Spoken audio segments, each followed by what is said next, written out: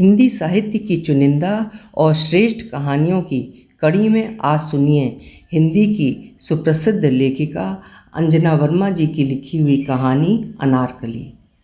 तो शुरू करते हैं कहानी अनारकली। ए चुप रह, जब देखो तब मुस्कुराती रहती है, ठी ठी ठी ठी ठी ठी हंसती रहती है। ना कोई सोच ना कोई चिंता, थोड़ी भी शर्म है? दीपा की भाभी ने कहा। किस बात की शर्म भाभी?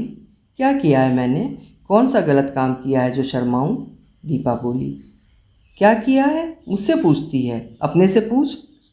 क्या पूछूं बताओ तो। क्या पूछो ना अपने से। तुम्हें कोई चिंता फिक्र है? प्रेम जी गए तो गए, अपनी ज़िंदगी से गए, तुम्हारा कुछ बिगड़ा क्या? तुम नहीं जानती कि मेरा कुछ नहीं बिगड़ा? मेरा नहीं बिगड़ा तो किसका बिगड़ा बताओ? मैं जो सहन कर रही हूँ वो मैं ही जानती हूँ। आज मैं ही 3-3 बच्चों को लेकर दर दर की ठोकरें खाने को मजबूर हूँ। वे रहते तो मैं जाती दूसरे के द्वार पर काम करने। हाँ, इसीलिए फैशन करके जाती हो काम करने। मैं मजबूरी में काम करने के लिए निकलती हूँ तो क्या करूँ? घर से बाहर निकलते समय फटा चिथड़ा देह पे डाल लूँ क्या? जैसे पहनती थी वैसे पहनती हूँ। दीपा की भाभी आज किसी तरह उसके दिल को अपने व्यंग्य बाणों से बेध देना चाहती थी। ये सुनते ही हाथ नचाकर बोल उठी। और लो, कहती है जैसे पहनती थी पहनती हूँ। अरे ये बात तुम्हारी समझ में नहीं आती है क्या कि अब नहीं पहनना है तुम्हें? वैसे नहीं सजना है तुमको पहले की तरह? समझती ही नहीं है ये तो। अगर पहनना ही चाहती है तो पहनो ननदरानी, पर जरा पता लगाना कि क्या कहते हैं सब तुम्हारे बारे में। ये कहकर सुनीता मुस्कुराने लगी। ये सुनकर दीपा तड़प उठी, बोली क्या क्या बोलते हैं तुम ही बताओ ना। भाव बनाते हुए सुनीता बोली, मैं क्या बोलूँ, तुम ही पूछ लेना किसी से। तुम्हारे बारे में लोग अच्छा नहीं कहते हैं, कहते हैं रोज़ इतना बन संवर कर कहाँ जाती है, कौन सा काम करती है। ये सब सुन सुनकर मेरा भी माथा नीचा हो जाता है। अब तक तो दीपा वाक युद्ध में मोर्चा संभाल रही थी, परंतु ये सुनते ही आहत हो गई। रोते हुए बोली, रोज़ रोज़ तुम मुझे बोलती रहती हो, सच तो यही है कि तुम्हें मेरा और मेरे बच्चों का जीना देखा नहीं जाता। मैं तुम्हारा क्या बिगाड़ती हूँ? और कुछ नहीं मिलता कहने को तो कहती हो कि वो तुम्हारे बारे में ऐसा बोलता है, वो वैसा बोलता है। ये कहते हुए दीपा फपक कर रोने लगी। उसकी पतली आवाज़ में रुलाई की गिंगियाहट चारों ओर गूंजने लगी। सुनीता उसे रोती हुई देखकर भीतर ही भीतर संतुष्ट हुई और वहाँ से चली गई। दीपा देर तक बैठी वहीं घुटनों में सिर डाले रोती रही। अब ये रोज़ का ही किस्सा बन चुका था। आज फिर सुनीता उसे इस तरह फटकार बैठी थी। पति के गुजर जाने पर ही तो विवश होकर उसे भाई की शरण में आना पड़ा था। दीपा बार बार पछताती थी कि वो अपने पति के गुजर जाने के बाद क्यों बड़े भाई की बगल में आकर रहने लगी, लेकिन इसके अलावा कोई दूसरा विकल्प भी तो उसके लिए नहीं था। इस सामाजिक सोच से कि स्त्री के सिर पर किसी भी रिश्ते के पुरुष का साया रहना जरूरी है, वो मुक्त नहीं थी और मुक्त हो भी नहीं सकती थी। वो अलग एक कोठरी लेकर अपने 3 बच्चों के साथ रह रही थी। भले ही भाई की बगल में थी वो कोठरी, पर अपना खर्च वो स्वयं ही उठा रही थी। आर्थिक तंगी हल करने का प्रयास लगभग 6 महीने तक करती रही। जब नहीं सफल हो पाई तो भाई से कोई नौकरी लगवा देने के लिए कहना ही पड़ा। तो भाई ने साड़ियों की दुकान में सेल्स गर्ल की नौकरी ढूंढ दी। 2,500 रुपये महीने की इस नौकरी के बारे में सुनकर दीपा इतनी खुश हुई कि उसका आह्लाद फूट फूट कर उसकी आवाज़, उसके अंग संचालन और उसके चेहरे से छलकने लगा। दुकान पे जब काम पर गई तो सजी हुई रंग बिरंगी साड़ियों को देख देख कर जितनी खुश हुई उससे अधिक अधीर हो गई कि काश ऐसी सुंदर सुंदर साड़ियाँ उसके पास होती। शुरू शुरू में साड़ियाँ दिखाने का काम उसे बहुत अच्छा लगता था। ग्राहकों के आगे साड़ियाँ खोल खोल कर जितना दिखाती उससे अधिक खुद देखती, और तब उसके दिल में कई खूबसूरत साड़ियों को अपना लेने की चाह जोर पकड़ने लगती। पर धीरे धीरे उसे पता चल गया कि दिन भर साड़ियों को फैलाकर दिखाने और फिर उन्हें तहाने जैसा उबाऊ काम दूसरा कोई नहीं हो सकता था। इस नौकरी के कारण उसकी दिनचर्या काफ़ी तनाव भरी हो गई थी। सवेरे बच्चों को स्कूल भेजकर वो घर से निकलती। बच्चे स्कूल से लौटते तो मामा के यहाँ चले जाते। सुजाता उसके साथ कैसा बर्ताव करती थी यह भी उसे अपने बच्चों से मालूम होने लगा था। रात के 8 बजे वो दुकान से छूटती तो पूरी तरह से थकी हुई 9 बजते बजते घर पहुंचती। इस काम में टिक पाना बहुत ही कठिन साबित हो रहा था। अतः मुश्किल से कुछ महीने बीते होंगे कि उसने नौकरी छोड़ दी, पर 4 साड़ियाँ छूट वाली कीमत पर लेना न भूली थी। अब उसके आगे यही सवाल था कि वो कौन सा काम करे कि उसकी और उसके बच्चों की परवरिश हो सके। ले देकर अब घर का काम ही था जिसे वो कर सकती थी, और इसके लिए वो मानसिक रूप से अपने को तैयार करने लगी। झाड़ू पोंछा बर्तन का काम करके वो अपनी नज़रों में ही दीनहीन बनना नहीं चाहती थी। खाना बनाने का काम वो ढूंढने लगी थी, पर इस काम के लिए भी उसने अपने को मानसिक रूप से तैयार कर लिया, यही सोचकर कि छोटी और अभाव से भरी गृहस्थी में भी गृहस्वामिनी बनकर रहने का जो गर्व था उसे तो अब टूटना ही लिखा था। तो यही सही, कहाँ कहाँ से टूट कर वो घर में खाना बनाने का काम करने के लिए तैयार हुई थी। आर्थिक भंवर से बचने के लिए और कोई विकल्प उसके पास था ही नहीं। उसने अपने जान पहचान वालों से कहना शुरू किया कि किसी जाने सुने घर में उसके लिए काम ढूंढ दें। आखिर एक जगह काम मिला जिससे उसे कुछ राहत तो मिली, पर उससे मिलने वाली पगार उसके अपने और उसके बच्चों के लिए पर्याप्त नहीं थी। इसलिए वो एक और काम की तलाश में लग गई। उसे शुरू से ही खाना बनाने का शौक़ था, पर जब खाना बनाने के शौक़ ने चाकरी का रूप ले लिया तो घर से काम के लिए निकलते ही वो अपनी बेबसी से रूबरू होने लगती थी। इतना ज़रूर था कि वो पूरी तरह से सज संवर कर निकलती तो ये एहसास दब जाता था। सुंदर दिखने और पहनने ओढ़ने की चाह बचपन से ही थी उसे। छोटी थी तो पर्व त्योहार पर खरीदे जाने वाले कपड़ों का बेसब्री से वो इंतज़ार करती थी। शादी के बाद तो उसे लगा जैसे कि सजने संवरने के दिन अब शुरू हो गए। अपने पति प्रेम से तरह तरह की साड़ियाँ मंगवाती थी, खूब श्रृंगार करके अपने को आईने में देखती और निहाल उठती थी। हमेशा मुस्कुराते रहने की उसकी आदत उसके सुंदर रूप को और भी मोहक बना डालती थी। हर बात में शर्मा जाना, कम बोलना और नज़रें झुकाए हुए अपनी राह चलना, इन सब बातों से वो चलती फिरती नायिका लगती थी। रास्ते में अगल बगल नज़र डालती तो भयभीत हिरनी की तरह। 3 बच्चे होने के बाद भी चेहरे का कच्चापन बना हुआ था कि अगर वो स्कूल ड्रेस पहनकर निकल जाती तो कोई उसे 8वीं का छात्र समझ लेता। पर उसका पति प्रेम उसे छोड़कर चला गया और रह गई अपनी खूबसूरती, मारक अदाओं और सजने संवरने के मोहों के साथ। जब वो पहले दिन हरीश निगम के यहाँ जाने के लिए निकली थी तो इस तरह जैसे किसी से मिलने जा रही हो। सस्ते शिफॉन की साड़ी और कसी हुई ब्लाउज पहने, पैरों में नग जड़ी चप्पलें डाले, नाखूनों पर चित्रकारी और सस्ते प्रसाधनों की गमक बिखेरती उसने हरीश निगम के दरवाजे का कॉल बेल बजाया। मिसेज निगम ने दरवाज़ा खोला तो उसे ऊपर से नीचे तक अचकचाई सी देखती रह गई। लड़की सुंदर भी है, अपने हिसाब से पूरी फैशनेबल भी। मन लगेगा इसका काम में? हो सकता है 2 दिनों बाद ही काम छोड़कर बैठ जाए, या कुछ करना धरना आता ही ना हो। अब जो होगा सो देखा जाएगा। उन्हें मालूम हुआ था कि ये मध्यम वर्गीय खाते पीते परिवार से है और मजबूरी में काम करने निकली है। ये बात तो उसकी वेशभूषा और देह भाषा से ही जाहिर हो रही थी। सचमुच इसके लिए काम करने के लिए बाहर निकलना मुश्किल हुआ होगा, पर किस्मत जो न करवाए। मिसेज निगम 2 पल तक उसे निहारती हुई सोचती रह गई थी, परंतु उनकी दुराशा के विपरीत दीपा अच्छा काम करने लगी थी। खूब मन लगाकर प्यार से खाना बनाती थी वो। सब्जी का मसाला भूनती तो इस तरह कि उसकी गंध घर की हवा में तैरने लगती। मिर्च खाने और डालने में अव्वल थी, जिसके कारण अक्सर मसालों में मिली मिर्च की तीखी गंध घर के लोगों के कंठ में समाकर खांसी उठवा देती। अरे दीपा, क्या कर रही हो? मिर्ची ज़्यादा पड़ गई है, कम डाला करो, मिसेज निगम बोलती। पर इसके बावजूद जब उसके हाथ का बनाया खाना सामने आता तो सब खाकर तृप्त हो जाते। उसकी पाक कला की तारीफ अनायास सबके होठों से झड़ने लगती और दीपा को इसी बात से पूरी तसल्ली मिल जाती। वो मुस्कुराती हुई आती और मुस्कुराती हुई लौट जाती। सुनीता अपने घर के द्वार पर बैठी बैठी उसे आते जाते देखती रहती। ये मुस्कुराहट उसके दिल में नश्तर की तरह चुभ जाती। वो चाहती थी कि किसी तरह उसके होठों की मुस्कान गायब हो जाए। ये वो रोज़ रोज़ नए नए कपड़े पहनती है तो क्यों?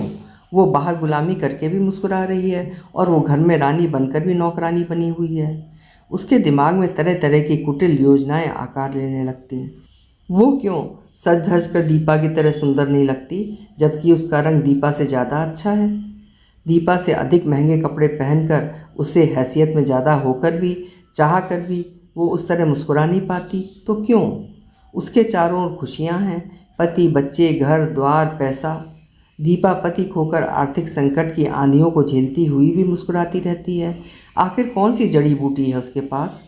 यही बात सुनीता को खलती थी। जब से वो खाना बनाने का काम करती हुई थोड़ी इत्मीनान हो चली थी अपनी ज़िंदगी की ओर से, सुनीता के लिए सहन करना मुश्किल हो गया था।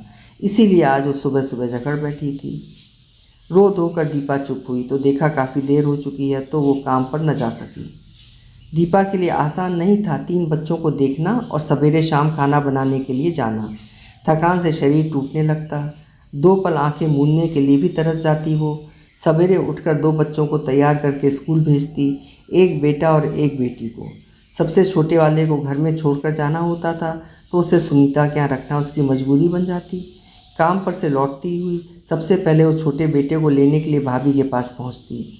उसे लेकर ज्यों ही अपने किराए की कोठरी में कदम रखती कि वो शिकायत करने लगता कि वहाँ उसके साथ क्या क्या हुआ था। किसी ने ढकेल दिया तो किसी ने मुंह चढ़ा दिया या ऐसा ही कुछ। सुनीता स्वयं उस पितरहीन बच्चे को व्यंग बाणों से बीनने में कोई कसर नहीं छोड़ती थी, जिसे वो बालक भी समझ जाता था। दीपा जानती थी कि इन बातों में सच्चाई है। उसे रोज ही ये सब सुनकर आहत होना पड़ता था, परंतु कोई चारा न था, खासकर छोटे बच्चे के लिए जो स्कूल भी नहीं जाता था। उसने सोचा कि सुबह में तो उसे सुनीता के यहाँ रखना ही पड़ेगा, परंतु शाम को सभी बच्चों को कोठरी के बाहर खेलने के लिए कहकर वो काम पर जाने लगी थी। जाने के पहले वो उन्हें समझाती, देखो लड़ाई झगड़ा मत करना, मैं जल्दी आऊँगी, और देखो अगर कोई बात हो तो। बाकी शब्दों को अपने होठों के भीतर ही छोड़ देती, कोठरी में ताला बंद करके निकल जाती। अब उसे 2 घरों में काम मिल गया था, इसलिए वो काम जल्दी जल्दी निपटाने लगती। खाना बनाने का शौक हवा हो चुका था। अब वो भूल जाती कि क्या बना रही है। कभी मसाला ना भुनता तो कभी आटा कम गूंथती, कभी सब्जी पूरी ना गलती तो कभी दाल में छौंक ना लगाती। अक्सर कच्चा पक्का खाना बनाने के लिए उसे सुनना पड़ जाता। हड़बड़ाती हुई वो घर लौटती। पर इन जले तपे दिनों में भी उसका शौक धूमिल ना हुआ था। तरह तरह की साड़ियाँ तो थीं ही उसके पास। इधर उसने जब से लड़कियों को अनारकली पहनते हुए देखा था, उसके दिल में भी अनारकली पहनने की चाहत जाग उठी थी। हाय, अनारकली क्या सजती है बदन पर। उसे याद आता कि प्रेम न जाने क्यों कहता था, देख तू साड़ी में कितनी अच्छी लगती है, साड़ी ही पहना कर, और तू ना कभी 2 टंगी मत पहनना, औरत तो साड़ी में ही निखरी निखरी लगती है, तू जितना चाहेगी मैं उतनी साड़ियाँ तुझे ला कर दूँगा। ऐसा वो तब कहता जब नशे में होता, लेकिन नशा उतरने के बाद भी उसने 2 टंगी कभी ना खरीदी उसके लिए। ये याद आती अकेले में भी उसे हंसी छूट जाती। 2 टंगी, पर अब तो उसने 2 टंगी पहनने का मन बना ही लिया था। वो इस बार पगार मिलने पर खरीदेगी अनारकली सूट 2 टंगी। और उस बार जो दिवाली के पहले पगार मिली तो उसने सारी की सारी कपड़ों पर खर्च कर डाली। बच्चों के लिए ले लिए काम चलाऊ, अपने लिए खरीदा था गहरे नीले रंग का जरीदार किनारे वाला अनारकली सूट, जरीदार दुपट्टे के साथ। उसने सोचा कि बच्चे अभी क्या समझते हैं, बड़े होंगे तो पहनेंगे मनपसंद के कपड़े। दिवाली के दिन नया सूट पहनकर उसने अपने को आईने में देखा और खुद पर ही रीझ गई। महीना भर पहले गांव गई थी तो वहां से अपने लिए नकली पायल खरीदी थी। उसने पैरों में वही पायल पहनी। घेर वाली अनारकली के नीचे से चूड़ीदार में लिपटे 2 गोरे गोरे पैर झांक रहे थे, पायलों से सजे हुए। उसने सोचा कि उसके पैर कितने सुंदर लग रहे हैं, जी करता है अपने ही पैरों को निहारती रहे वो। और ये नीला सूट उस पर कितना अच्छा लग रहा है, जैसे मोर हो वो, हरे हरे वन में सांवले मेघों के नीचे अपने चित्तीदार पंख फैलाकर नाचता हुआ मोर। अगर अभी प्रेम जीवित होता तो उसे देखकर कहता कि 2 टंगी मत पहन। नहीं नहीं नहीं, वो ज़रूर खुश होता। अचानक दुख की एक लहर उसके भीतर उठी और उसका मुस्कुराता चेहरा उदास हो गया। फिर भी पूरे आत्मविश्वास के साथ वो अपने तीनों बच्चों को साथ लेकर बाजार के लिए निकल पड़ी। सुनीता घर के बाहर ही बैठी थी।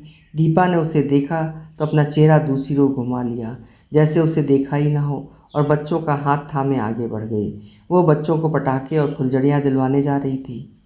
बच्चे अपने हाथों में रॉकेट, अनार, फुलझड़ियों के पैकेट थामे लौटे और आते ही पटाखे और फुलझड़ियाँ छोड़ने में लग गए।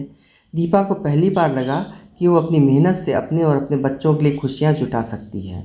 वो पूरे संतोष के साथ बच्चों को हंसते खेलते देख सुखी हो रही थी। पति के गुजर जाने के बाद अभाव और संघर्ष का ताप इन छोटे छोटे बच्चों को भी झेलना पड़ा था। अब सब हंसते हुए कितने अच्छे लग रहे थे। उसकी आंखें भर आईं। पटाखों के शोर और फुलझड़ियों के रंगीन चकाचौंध के बीच उसे प्रेम बहुत बहुत याद आया। कहीं बच्चे उसे रोते हुए न देख लें। यदि ऐसा हुआ तो वो इन आंसुओं का अर्थ उन्हें नहीं समझा पाएगी। वो वहाँ से हट गई। अगले दिन काम पर जाते समय उसने अपना वही नया अनारकली सूट पहन लिया। रास्ते में देखने वाले उसे देखते ही रह गए। सुनीता के दिल में उसका अनारकली पहनना कील की तरह चुभ गया। 2-3 दिनों तक तो वो चुप रही और मौका तलाशती रही। उस दिन शाम को दीपा कमलेश सिंह के यहाँ खाना बनाने पहुंची। हरीश निगम के यहाँ काम निपटा चुकी थी। सोचा था कि जल्दी ही यहाँ भी खाना बनाकर चल देगी, पर तरह तरह के व्यंजनों का ऑर्डर हो गया। वो जल्दी जल्दी बनाने में लग गई। घड़ी की सुइयों ने जब 9 बजा दिए तो उसका दिल धड़कने लगा, अपने लिए भी और अपने बच्चों के लिए भी। बच्चे अब तक कहीं भूखे न सो गए हों। छोटा वाला बेटा और बेटी दोनों तो सो ही गए होंगे। बच गया होगा बड़ा वाला, वो भी निदासा होगा और माँ के लौटने का इंतज़ार करते करते थक गया होगा। रास्ते में कई जगह सड़कों पर बत्तियां नहीं थीं। उन अंधेरे के शामियानों के नीचे से गुजरने में डर के मारे उसके दिल की धड़कन बढ़ जाती थी। उसकी गली में वैसे ही मवालियों की कमी नहीं थी। टेबल पर किसी तरह व्यंजन सजाकर वो भागी। मुख्य सड़क पर तो पूरी रौ से हंसते हुए बिजली के खंभे खड़े थे, पर गली में तिमिर की चांदनी तनी हुई थी। उस उजाले अंधेरे से गुजर कर जब वो अपनी कोठरी के बाहर पहुंची तो देखा सिर्फ बड़ा वाला बेटा जाग रहा था। बाकी दोनों 2 बंद कमल कलियों की तरह सीढ़ियों पर ही सोए हुए थे। उसने बारी बारी से तीनों को चूमा, सबसे पहले बड़े वाले को, फिर दोनों सोए हुए बच्चों को। दूसरे दिन सुबह सुबह ही भाई भाभी के घर से उनके लड़ाई झगड़े की आवाज़ सुनाई देने लगी। सुनीता बोल रही थी, आखिर तुम उसे कुछ कहते क्यों नहीं? रात के 10 बजे वो न जाने कहाँ से घर लौटती है, कौन सा काम करती है कि इतनी रात बीत जाती है और इतना कपड़ा लत्ता पहनती है, तुम्हें दिखाई नहीं देता? कहाँ से पहनती है इतना? तुम्हें कुछ समझ में आता है या नहीं? कुछ कहना ज़रूरी समझते हो कि नहीं?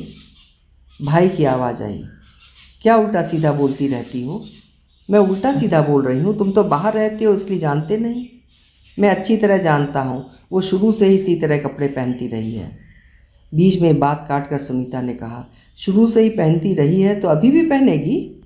मैं कहती हूँ कि उसे देखकर लगता है कि प्रेम जी नहीं रहे, न गम न शर्म। चुप रहो, डांट बैठा था दीपा का भाई पत्नी को। सुनीता फिर बोली, अरे तुम्हारी बुद्धि घास चढ़ने गई है, जाकर पूछो लोग बाग क्या कहते हैं उसके बारे में। हमारी बगल में रहकर वो हमारी भद करवा रही है। यदि उसे अपनी चाल नहीं सुधारनी है तो चली जाए, कहीं और जाकर रहे, मुझसे ना देखा जाएगा उसका बेरास्ता रास्ता चलना। अगर तुम्हें कहना हो तो कहो, वरना मैं ही जाकर कह देती हूँ। ये सब सुनकर दीपा का भाई बौखलाया हुआ उसकी कोठरी में चला गया। दीपा, भाई की गुस्से से भरी आवाज़ सुनकर दीपा सहम गई। उसके मुंह से आवाज़ न निकली। वो अपराधिनी बनी दीवार से सट कर खड़ी हो गई। दीपा, ये क्या हो रहा है? कहाँ काम करती हो तुम? भैया, मैं हरीश निगम जी और कमलेश जी के यहाँ खाना बनाती हूँ। कल खाना बनाते बनाते देर हो गई तो क्या करती, भागी भागी घर लौटी तो 9:30 बज चुके थे। अच्छा ठीक है, पर काम के लिए निकलती हो तो थोड़ा ढंग से निकला करो, समझी ना? तुम चाहती हो कि तुम्हारे बारे में लोग उल्टी सीधी बातें करें। हम नहीं चाहते कि तुम्हारे कारण हमारी हंसी हो, समझी ना? इसके बाद भाई ने खामोश होकर उसे बड़ी बड़ी आंखों से 2 पल तक घूरा। दीपा कुछ नहीं बोल पाई, अपनी ओर से कोई सफाई भी नहीं दे पाई। आंखें डबडबा गईं तो उसने झुका ली। भाई जैसे गरजता हुआ आ धमका था वैसे ही चमकता हुआ चला गया। अगले दिन से दीपा ने दूसरा मकान खोजना शुरू कर दिया था, जिसकी छाया में रहकर वो अपने और अपने बच्चों के लिए थोड़ी सुरक्षा और शांति चाह रही थी, वही स्वयं उसका बसेरा उजाड़ देने को बेचैन हो चला था। तो वो क्यों रहे वहाँ? अलग रहने पर भी हर रोज़ उसे और उसके बच्चों को सुनना पड़ रहा था। अब वो दूर चली जाएगी, चाहे कहीं भी जाए। दीपा को नई कोठरी जल्दी ही मिल गई। उसने 2-3 बक्से संभाले और कुछ गठरियाँ बांधी। ठेले पर सामान रखवाकर बच्चों को लिए पहुंच गई नए बसेरे में। यहाँ आने पर ज़िंदगी बहुत तनाव भरी हो गई। अपने आप को बिल्कुल अकेली महसूस करने लगी तो पड़ोसियों से मिलने जुलने की कोशिश करने लगी। अब उसका सजने संवरने का उत्साह न जाने कहाँ चला गया। सुनीता इतना बोल चुकी थी उसके मासूम शौक़ के खिलाफ कि अब जब भी अच्छी साड़ी निकालने लगती मन अपराध बोध से भर जाता। अब जिस साड़ी में बच्चों को नहलाती धुलाती, उनके लिए खाना बनाती, उन्हें खिलाती, उन्हीं कपड़ों में बच्चों को स्कूल छोड़ने चली जाती और उधर से अपने काम पर। उसकी मालकिनें भौचक थी कि क्या बात है, दीपा आजकल इस तरह मुसरे तुसरे कपड़ों में चली आती है काम करने। कमलेश जी की पत्नी ने पूछा, क्या बात है दीपा, तबीयत तो ठीक है ना, अच्छी भली नहीं दिख रही हो तुम, बीमार हो क्या? नहीं, छोटा सा उत्तर दिया दीपा ने। उसका चेहरा उतरा हुआ था। फिर एक दिन मिसेज निगम ने टोका, क्यों दीपा, इधर देख रही हूँ कुछ दिनों से बहुत खामोश रहती हो और इसी एक साड़ी में आ रही हो, क्या बात है? पहले तो रोज़ साड़ियाँ बदल बदल कर आती थी, अनारकली भी पहनती थी जिसमें तुम कितनी अच्छी लगती हो, अचानक क्या हो गया है तुम्हें? वो कुछ नहीं बोली।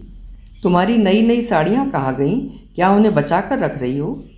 नहीं आंटी, मैं बचाती नहीं, बचा कर क्या करूँगी? तब क्या हुआ है? दीपा ने इसका जवाब नहीं दिया, चुपचाप किचन में चली गई। अभी आप सुन रहे थे अंजना वर्मा जी की लिखी हुई कहानी अनारकली। दीपा को अपने पहनने ओढ़ने के शौक़ को किस निर्दयता से कुचलना पड़ा, इस कहानी में आपने सुना। आशा है कहानी आपको पसंद आई होगी। कल मिलेंगे फिर किसी नई कहानी के साथ। आपका समय शुभ हो।